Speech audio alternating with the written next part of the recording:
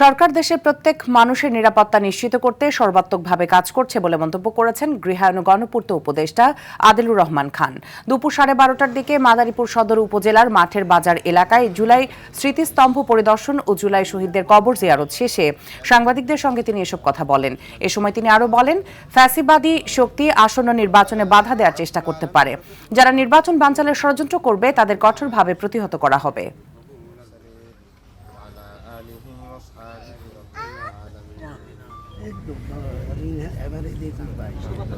প্রত্যেকটা মানুষকে বাংলাদেশের নিরাপত্তা দেওয়ার জন্য, কিন্তু আপনারা জানেন যে ফ্যাসিবাদী শক্তি নির্বাচনে বাধাগ্রস্ত করার জন্য চেষ্টা চালাবে। জনগণ সরকার পাশে থাকবে, এই নির্বাচন সুষ্ঠুভাবে হবে।